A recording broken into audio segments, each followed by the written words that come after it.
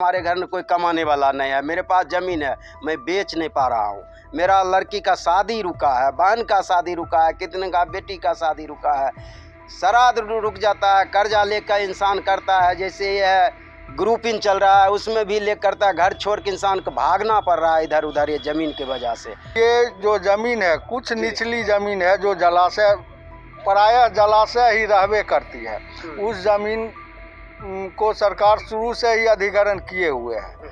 बाद बाकी ज़मीन को वो बाय पेपर ही सर्वे अपना मान लीजिए पेपर पर ही सर्वे करके अपने हिसाब से वो सबको गैरमंजरुआ खास गैरमंजरुआ आम सब अब सरकारे का हो गया, जो है सब सरकारे का हो गया। नमस्कार, एक बार फिर से स्वागत है आपका डेमोक्रेटिक चरखा में।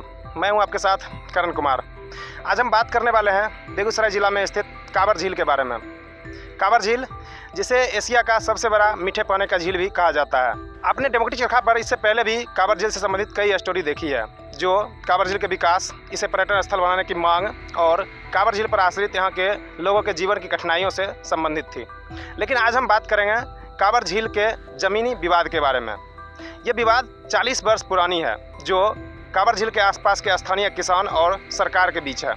दरअसल वर्ष 1986 में जिला गजट और 89 में राज्य गजट के माध्यम से वन्य जीव संरक्षण अधिनियम के तहत यहाँ के आसपास के 15,780 एकड़ भूमि को संरक्षित घोषित कर दी गई। तब से यहाँ के किसान आरोप लगा रहे हैं कि कांवर झील के आसपास जो भूमि को संरक्षित की गई है वो सरकार की नहीं बल्कि हमारी पुश्तैनी है। इसके बाद वर्ष 2013 में बेगूसराय जिले के तत्कालीन डीएम के द्वारा संबंधित ज़मीन के खरीद बिक्री पर भी रोक लगा दी गई।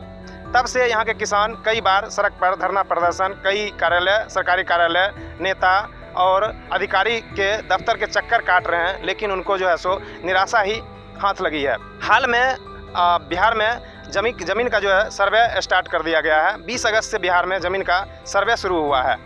इसी बीच जो है सो वन्य जीव अधिनियम के तहत जो है सो जिला बेगूसराय के जो वन्य जीव के अधिकारी हैं उनके द्वारा लेटर जारी करके यह निर्देश दिया गया कि जो भी ज़मीन जो 1986 और 89 में जिला गजट और राजगढ़ के माध्यम से संरक्षित घोषित की गई थी उसको अब सरकार के नाम पे जो है सो सर्वे में किया जाए। इसको लेकर जो है स्थानीय किसान काफ़ी आक्रोशित हैं, उनमें जो है सो रोष व्याप्त है। तो आज हम इसी सब मुद्दे पर यहाँ के स्थानीय किसान से बात करेंगे, जानने की कोशिश करेंगे कि कैसे जो ज़मीन यहाँ के किसानों के पुश्तैनी है, उनके दादा परदादा उनको जो है सो अपना जोत कर जीवन यापन करते आ रहे हैं, उस ज़मीन को कैसे किस तरह से सरकार जो है सो अपने नाम कर लिया और अब जो है सो उस ज़मीन जो किसान के हाथ से अपने हाथ करने की जो है सो योजना बना ली गई है। तो आप बने रहिए हमारे साथ और देखिए डेमोक्रेटिक चरखा पर ये खास ग्राउंड रिपोर्ट। ये ज़बरदस्ती बिहार सरकार हम लोग के साथ कर रही है।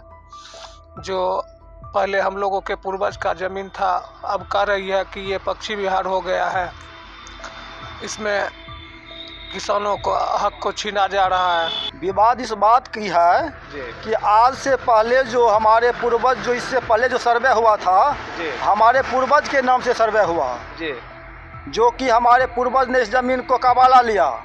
उस समय सरकार कहाँ थी?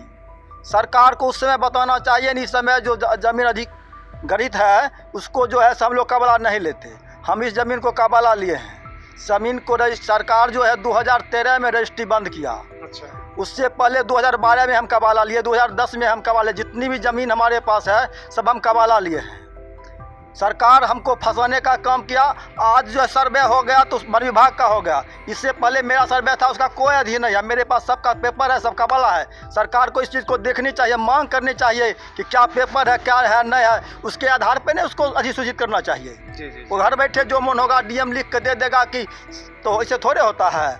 इस समय समस्या ये है कि मतलब बिहार सरकार कांवर झील के नाम पर मतलब पूरे सर्वे कर रही है, मतलब पूरा खेत मतलब खलिहान आवास सहित मतलब ले रही है बिना किसी आधार पर। मतलब जहाँ आबादी बसी हुई है, जहाँ लोग रह रहे हैं, उसको भी ले रही है सरकार अपने नाम पे। हाँ, क्या कारण है, सरकार ऐसा क्यों कर रही है?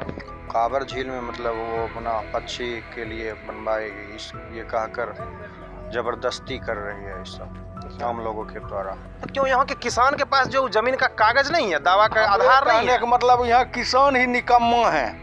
आज देखिए पंजाब का, आज देखिए हरियाणा का किसान दिल्ली को बंद कर देता है, हवा बंद कर देता है। दिल्ली में आदमी कैसे जाएगा और पक्षी कैसे जाएगा? यहाँ किसाने निकम्मा है, यहाँ फूट है, यहाँ है फूट डालो शासन करो।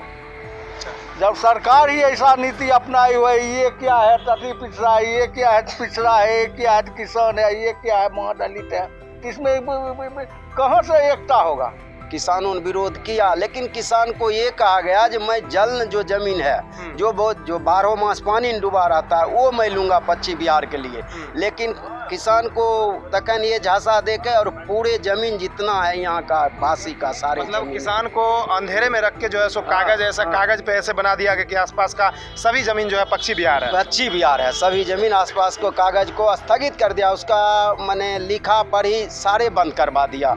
हम लोग किसान थे, अपना काम में लगे हुए थे, नवासी में उस लोग करके निकल गए।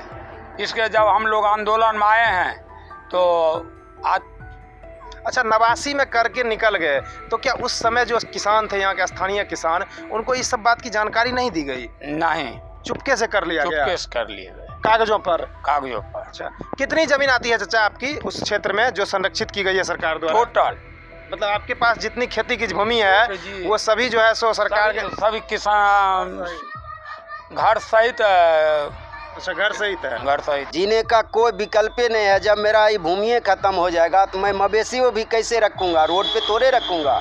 जीने का कोई विकल्प नहीं है। रोड पर आ जाएंगे, भीख मांगने का तरीका हो जाएगा। दिल्ली कलकत्ता में तो छोड़िए, कहाँ जाएंगे हम ये बाल बच्चा लेके? ये मवेशी जो 10-10 को रखे वो कहाँ लेके जाएंगे? सर्वे से पहले जो है सो पहले से आप लोगों को जानकारी था कि हम लोग की जो ज़मीन है वो सरकार जो है सो अधिग्रहित कर रखी है और समय आएगा तो सरकार अपने नाम करेगा?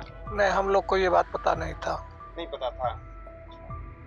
अभी जैसे जब आपको ज़मीन जो है सो सर्वे में रोका गया, सर्वे अधिकारी के द्वारा बोला गया कि ज़मीन जो है पश्चिम बिहार के नाम पे जाएगा, तो आप लोग क्या उसके बाद क्या किए? किसी अधिकारी प्रतिनिधि से शिकायत किए? कहीं गए?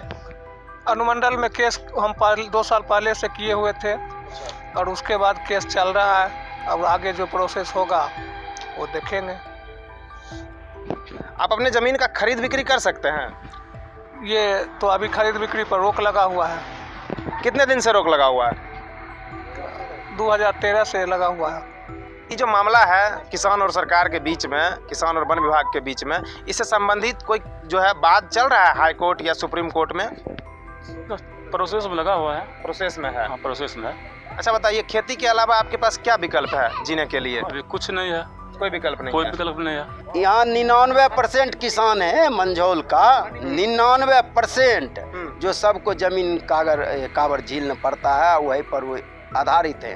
सरकार को जो उचित लगे वो फैसला, सरकार ऑल इन ऑल होते हैं। सरकार को जो वो मुखिया हैं, हम लोग के मान लीजिए सर्वश्रेष्ठ आदमी हम लोग चुन के उनको बनाते हैं। उनको चाहिए जो वैसा ज़मीन है वो ज़मीन पकड़े, बाद बाकी ज़मीन को वो छोड़ दे। अच्छा, जिस जमीन पे विवाद है उस जमीन को वर्ष 2013 से जो है सो खरीद बिक्री रोक दिया गया। आपके घर में कोई आपात स्थिति आ जाता है, एकाएक बहुत सारे पैसे की आवश्यकता हो जाती है, क्या करते हैं आप लोग? कैसे निपटते हैं? कर्जा ब्याज साहूकार से लेकर काम निकालते हैं। जो शेष साहूकार है उसे कर्जा ब्याज पर उठाते हैं।